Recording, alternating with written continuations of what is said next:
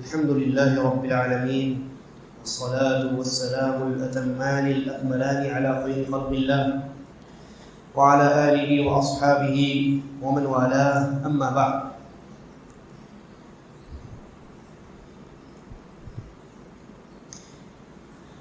امام منذری رحمہ اللہ کی ایک بڑی شاندار کتاب الترغیب والترہیب ہے، جس میں انہوں نے سب سے پہلی بات تو یہ کہ اس کتاب کو حافظ منذری رحمہ اللہ نے اپنے حافظے سے تحریر کیا ہے. یعنی یہ کتاب جو ہے بڑی ضخیم کتاب ہے، موٹی کتاب ہے، اور اس میں احادیث کی بھرمار ہے.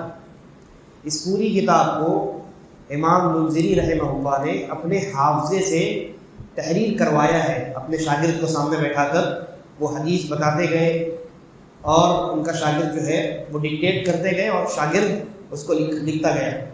تو اس طریقے سے حافظے کی بنیاد پر انہوں نے اس کتاب کی تصنیف کی ہے. اور یہی وجہ ہے کہ کہیں کہیں، بہت زیادہ نہیں بلکہ کہیں کہیں شاذ و نادر وہ یعنی کوئی حوالہ غلط لکھ دیتے ہیں، ورنہ عام طور سے اس کتاب میں انہوں نے اپنے حافظے پر جو اعتماد کیا ہے وہ بڑا قوی اور مضبوط ہے. جیسا کہ اس کتاب کے نام کے بارے میں ہماری بات ہوئی ہے، کتاب کا نام ہے کتاب الترغیب والترہیب. الترغیب کا معنی ہوتا ہے شوق دلانا، جذبہ دلانا، کسی چیز پر ابھارنا. ہم کہتے ہیں نا فلاں نماز کی ترغیب دیا کرو، ترغیب دیا کرو، تلقین کیا کرو. ترغیب یہ عربی زبان کا لفظ ہے، اس کا معنی ہوتا ہے شوق دلانا، رغبت دلانا، اسی سے ترغیب ہے. اور ترہیب کا معنی ہوتا ہے ڈرانا، اسی سے ایک لفظ آتا ہے رہبت. رہبت ہی سے کیا بنا ہے؟ رہبانیت. رہبانیت مطلب سب کچھ چھوڑ کے صرف اللہ کے خوف سے اللہ کی عبادت میں لگ جایا جائے. تو بہرحال رہبت یہ اس کا معنی ہوتا ہے ڈرانا یا ڈر. رہبت کا معنی ہوتا ہے ڈر، اور ترہیب کا معنی ہوتا ہے کسی کو ڈرانا، خوف دلانا. تو یہ کتاب جو ہے شوق دلانے والی کتاب بھی ہے اور ڈرانے والی کتاب بھی ہے. بہت ساری ایسی چیزیں ہیں جن سے انسان کو، جن کے انجام سے ڈرنے کی ضرورت ہے. اور اس کتاب میں نیک اعمال پر انسان کو ابھارنے کے لیے، شوق دلانے کے لیے نیک اعمال کی جو فضیلتیں ہیں ان کو بیان کیا گیا ہے. تو اس اعتبار سے یہ کتاب جو ہے یہ ایک مسلمان کو نیک اعمال پر ابھارنے والی کتاب ہے اور شریعت کے مخالف امور سے ایک مسلمان کو دور رکھنے والی کتاب ہے. تو بڑی عظیم کتاب ہے، بڑی اہم کتاب ہے.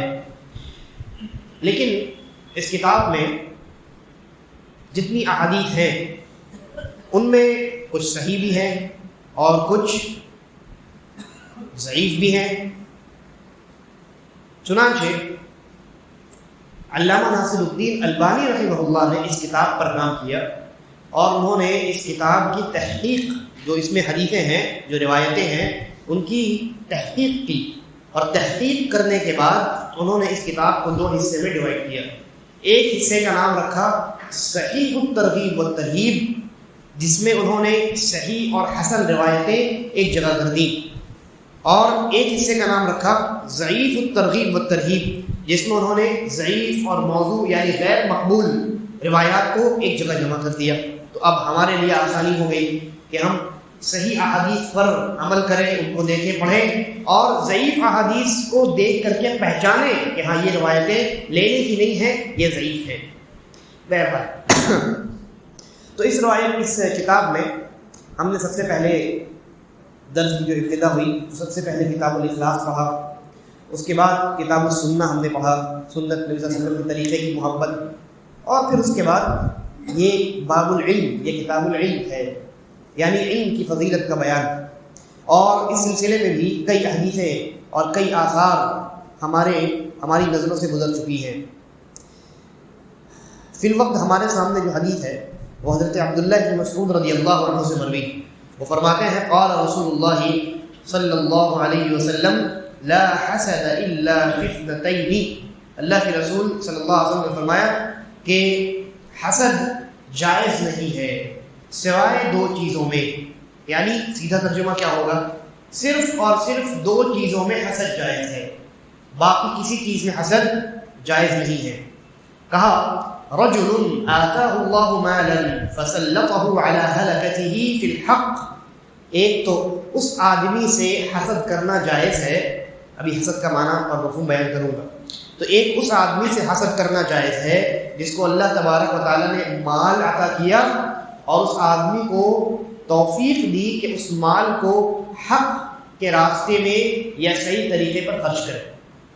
اور وَرَجُلٌ آتَاهُ اللَّهُ الْحِكْمَةَ فَهُوَ يَقْضِي بِهَا وَيُعَلِّمُهَا، اور دوسرا وہ آدمی جس سے حسد کرنا جائز ہے ایسا آدمی جس کو اللہ تبارک و تعالیٰ نے حکمت عطا کی ہے۔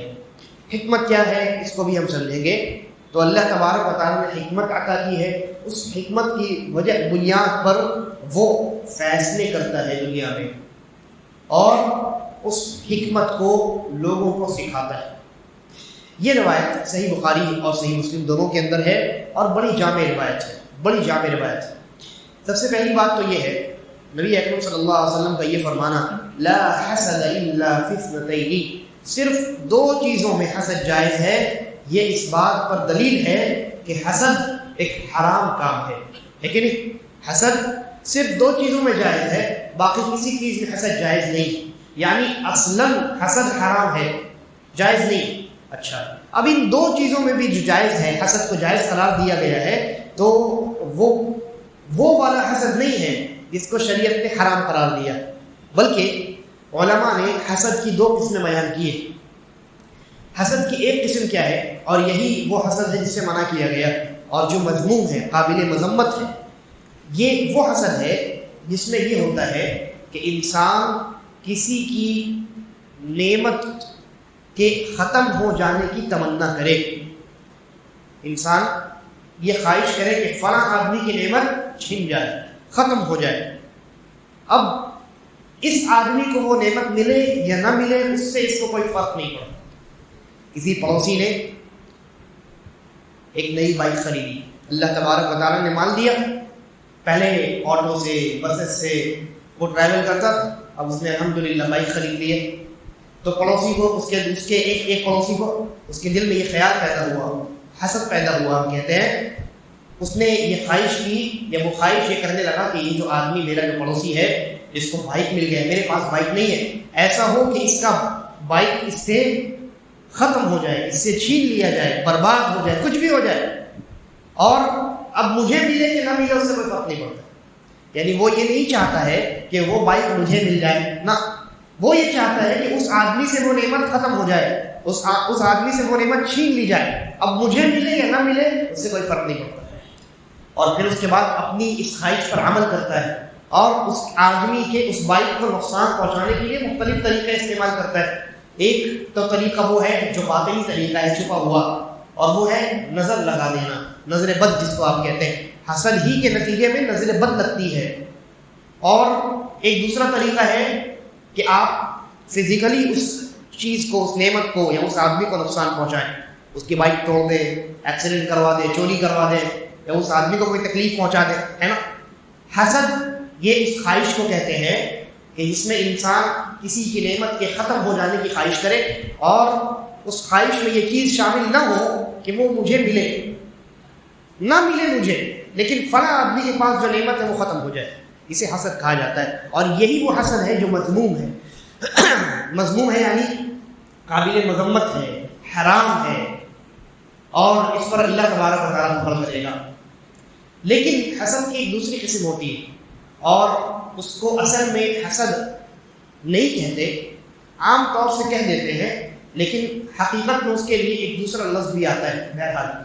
جو دوسری جو قسم ہے حسد کی وہ یہ ہے کہ انسان کسی کی نعمت کو دیکھے لیکن اس نعمت کے ختم ہو جانے کی تمنا اور خواہش نہ کرے، بلکہ صرف اس کی خواہش یہ ہو کہ جس طریقے سے اللہ نے اس آدمی کو نعمت دی ہے مجھے بھی دے دے، بس یہ۔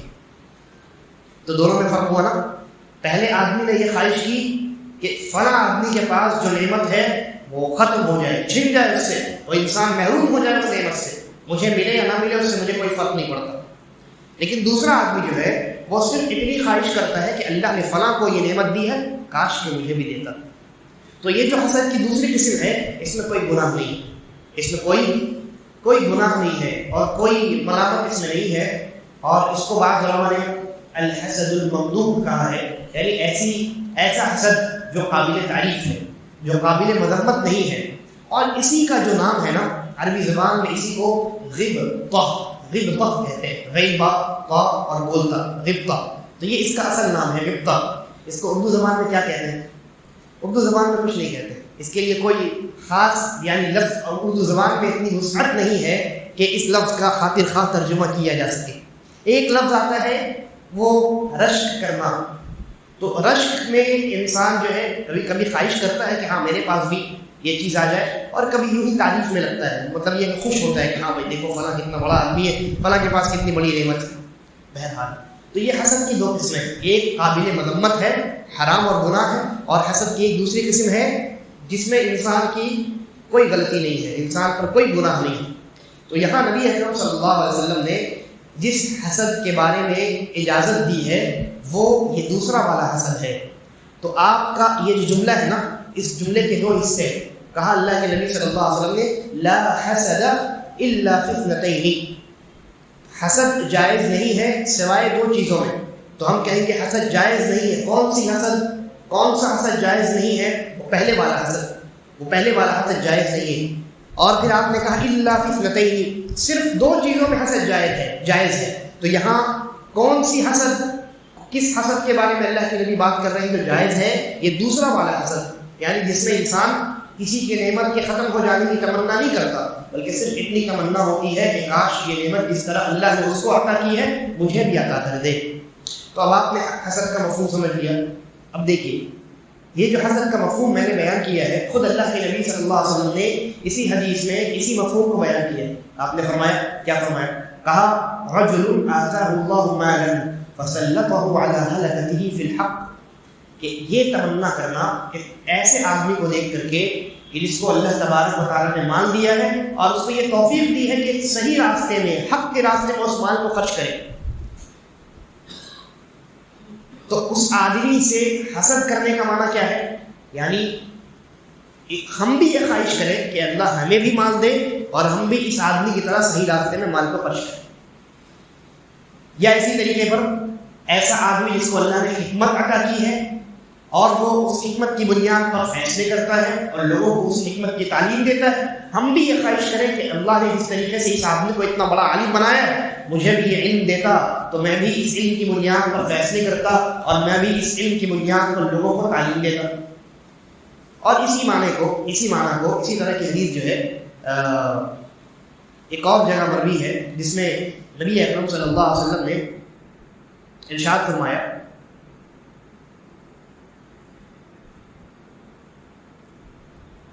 کہ انسان یہ کہے لیتنی اوتیت مثل ما اوتی فلان فعملت مثل ما يعمل، انسان یہ خواہش کرے کہ کاش مجھے بھی وہی نعمتیں عطا کی جاتی جو فلاں آدمی کو عطا کی گئی ہے اور میں بھی ویسا ہی عمل کرتا جیسے فلاں آدمی عمل کرتا ہے۔ تو یہ حسد تو نہیں، یہ حسد نہیں، اس انسان صرف اتنی خواہش کر رہا ہے کہ جو نعمت اسے ملی ہے وہ نعمت مجھے بھی مل جائے، تو اس طریقے سے وہ اس نعمت کی شکر گزاری کر رہا ہے، میں بھی اس نعمت کی قدر کروں اور اس کی اللہ رب العالمین کے ہاں شکر ادا کروں اور اس نعمت کو صحیح راستے میں استعمال کروں۔ اچھا، اس کے بعد نبی اکرم صلی اللہ علیہ وسلم نے جن دو لوگوں کا تذکرہ کیا کہ جن کے بارے میں حسد کرنے کی اجازت دی گئی ہے، اور آپ نے سمجھ لیا کہ کون سا حسد، وہ دو لوگ کون ہیں؟ یقیناً یہ دو لوگ بڑے خوش نصیب لوگ ہیں اور خوش بخت لوگ ہیں اور بڑے عظیم لوگ ہیں کہ جن کے پاس اللہ رب العالمین کی ایک نعمت ہے اور اس نعمت پر وہ اللہ رب العالمین کی شکر گزاری کرتے ہیں۔ تو اس آدمی کی جس طریقے سے زندگی گزرتی ہے اور اس نعمت پر جس طریقے سے وہ آدمی شکر بجا لاتا ہے، ہمیں یہ تلقین کی گئی ہے کہ ہم بھی اسی آدمی کی طرح بننے کی کوشش کریں، خواہش کریں۔ یہ دو لوگ کون ہیں؟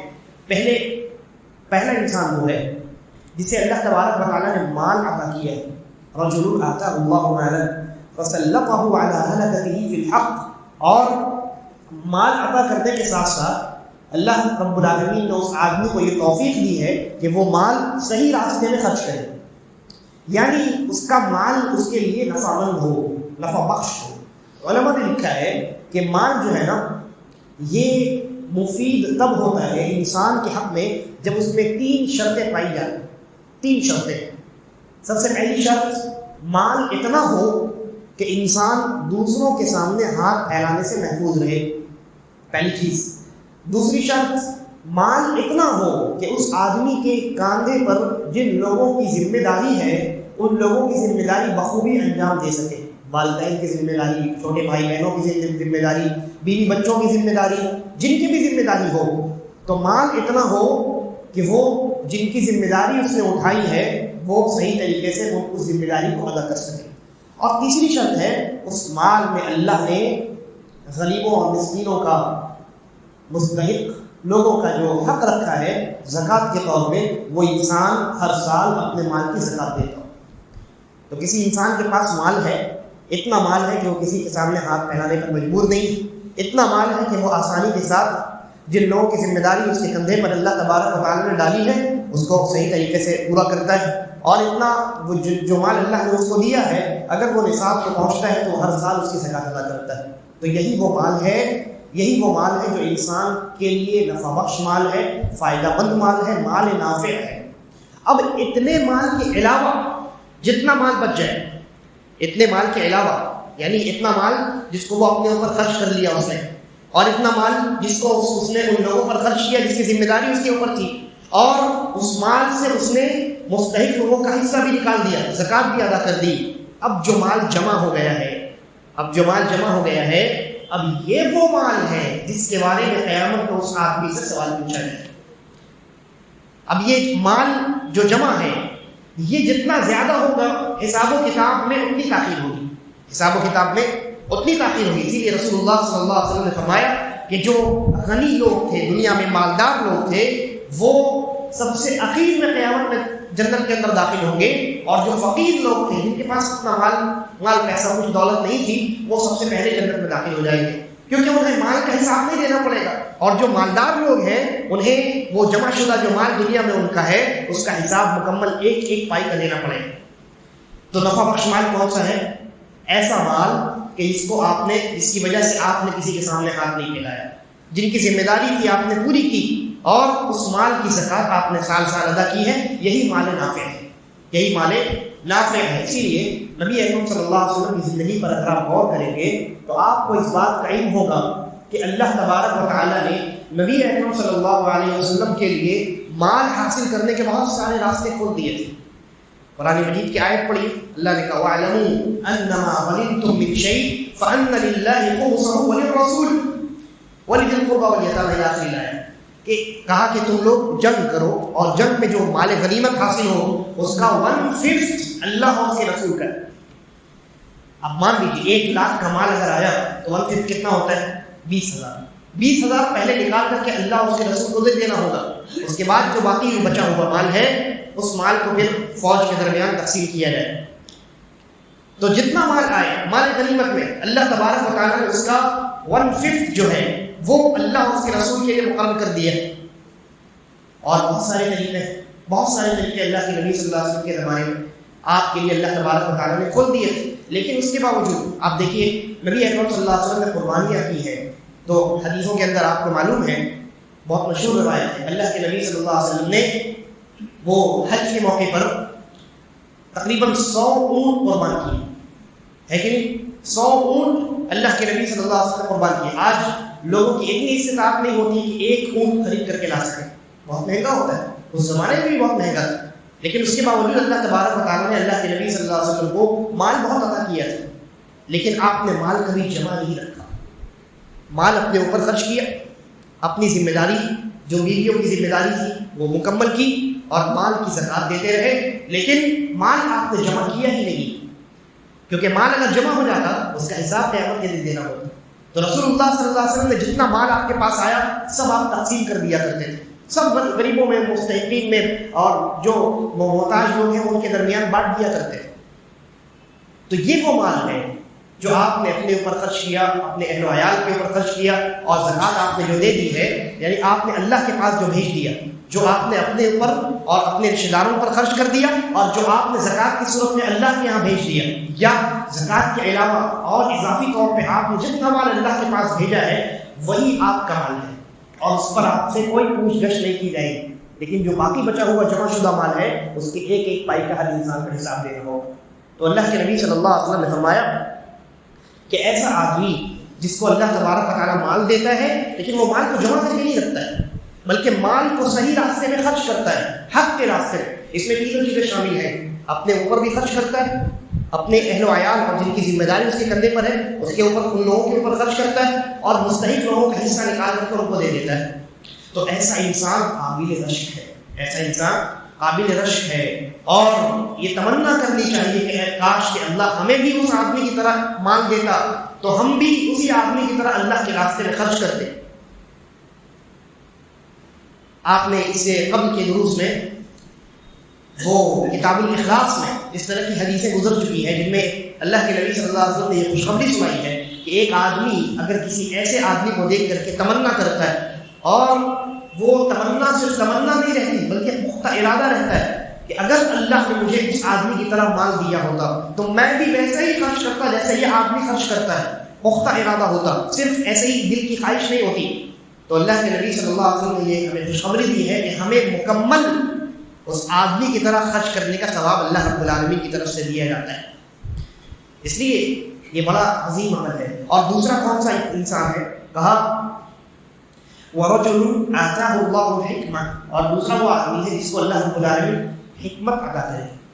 دوسری روایات میں اس حکمت کی شرح موجود ہے۔ نبی اکرم صلی اللہ علیہ وسلم نے ارشاد فرمایا لا حسد الا اثنین، دو چیزوں کے علاوہ کسی اور چیز میں حسد جائز نہیں ہے۔ پہلے آدمی کے بارے میں اللہ کے نبی نے کہا رجل علمہ القرآن فهو يتلوه آناء الليل وآناء النهار، پہلا آدمی وہ ہے جس کو اللہ رب العالمین قرآن سکھائے، قرآن کا علم عطا کرے، اور قرآن کے علم میں حدیث کا علم شامل ہے، کیونکہ صرف قرآن کا علم بغیر حدیث کے نام مکمل ہے۔ قرآن کی کوئی بھی آیت آپ سمجھیں گے کیسے بغیر حدیث کے ممکن نہیں ہے۔ اللہ تبارک و تعالیٰ نے کہا اقیموا الصلاۃ، نماز ادا کرو، کیسے، کب، کس وقت، کتنی رکعتیں، یہ کہاں ملے گا آپ کو؟ حدیث کے اندر۔ آتوا الزکاۃ، زکوٰۃ ادا کرو، کب دینا ہے، کتنے مال میں دینا ہے، کن لوگوں کو دینا ہے، یہ تمام چیزیں آپ کو حدیثوں کے اندر ملے گی۔ تو ایک حدیث کے اندر اللہ کے نبی نے کہا ایسا آدمی جس کو حکمت دی گئی ہے، اور دوسری حدیث میں اللہ کے نبی نے کہا ایسا آدمی جس کو قرآن کا علم دیا گیا ہے۔ اس کا مطلب کیا ہوا؟ یہ اصول یاد رکھیے، ایک حدیث دوسری حدیث کی شرح کر دی، تو دوسری حدیث نے پہلی حدیث کی شرح بیان کر دی کہ یہاں حکمت سے مراد قرآن کا علم ہے، یا یوں کہہ لیجیے حکمت سے مراد قرآن اور حدیث کا علم ہے۔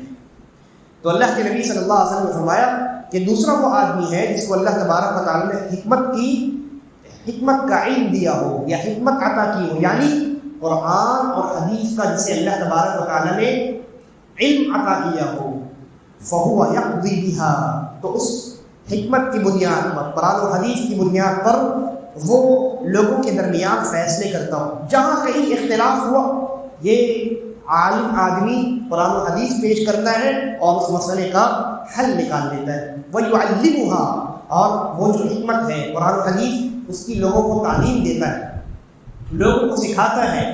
دین و شریعت یہ قرآن و حدیث کا نام ہے، قرآن و حدیث کی تعلیم دیتا ہے۔ تو اللہ کے نبی صلی اللہ علیہ وسلم نے فرمایا ایسا آدمی قابل رشک ہے، اور ایسا آدمی قابل اتباع، اس آدمی کے اتباع کی خواہش ہونی چاہیے کہ کاش اللہ نے ہمیں بھی ایسا ہی علم دیا ہوتا۔ تو جس طریقے سے یہ آدمی اس علم پر عمل کرتا ہے، لوگوں کو اس علم کی تعلیم دیتا ہے، اسی طریقے پر ہم بھی اس علم پر عمل کرتے اور لوگوں کو اس علم کی تعلیم دیتے۔ تو وہ جو حدیث میں نے بیان کی ہے گزشتہ دروس میں، اس میں اس بات کا بھی تذکرہ ہے کہ جو آدمی پختہ یقین، پختہ ارادہ رکھے گا، پختہ مکمل وہ اس کی نیت ہوگی کہ اگر اللہ نے مجھے بھی ایسا ہی علم دیا ہوتا تو میں بھی اسی کی طرح قرآن و حدیث کی تعلیم لوگوں کو دیتا، اس پر عمل کرتا، قرآن کریم کی تلاوت کرتا۔ اللہ کے نبی صلی اللہ علیہ وسلم فرماتے ہیں ایسے پختہ ارادے والے انسان کو اللہ تبارک و تعالیٰ اس عمل پر یعنی اجر عطا کرتا ہے، اس نیت پر اجر عطا کرتا ہے، مکمل اجر عطا کرتا ہے۔ تو یہ دو قسم کے لوگ ہیں، ان میں دوسرا کون سا انسان ہے جو لوگوں کو علم سکھا رہا ہے، حکمت کی تعلیم دے رہا ہے، قرآن و حدیث لوگوں کے درمیان قرآن و حدیث کی نشر و اشاعت کر رہا ہے، اور یہ باب العلم ہے۔ لہذا اس مناسبت سے یہاں ایسے انسان کی فضیلت کا بیان ہے کہ جو انسان علم سیکھنے کے بعد اس علم پر عمل کرتا ہے اور لوگوں کو علم سکھاتا ہے، تو شریعت نے، اللہ کے نبی صلی اللہ علیہ وسلم نے ایسے آدمی کو قابل اتباع بنایا ہے، قابل رشک بنایا ہے۔ دوسرے لوگوں کو چاہیے کہ اگر انہیں اللہ نے وہ علم نہیں دیا ہے تو کم از کم اس آدمی کو دیکھ کر کے اپنے دل میں پختہ یقین پیدا کرے، پختہ نیت رکھے، گرچہ اللہ نے علم نہیں دیا ہے لیکن اس نیت پر اللہ تبارک و تعالیٰ اجر سے ضرور نوازے۔ اس کے بعد بھی اور کئی روایات ہیں، انشاءاللہ اگلے دروس میں ان روایات پر ہماری گفتگو ہوگی۔ اللہ تبارک و تعالیٰ ہم تمام کو قرآن و سنت سیکھنے اور اس پر عمل کرنے اور اس کی نشر و اشاعت میں بڑھ چڑھ کر حصہ لینے کی توفیق عطا فرمائے، اور ہم تمام کا خاتمہ ایمان اور اسلام پر کرے۔ اللہ اعلم و صلی اللہ علی نبینا وسلم۔ والسلام علیکم ورحمۃ اللہ وبرکاتہ۔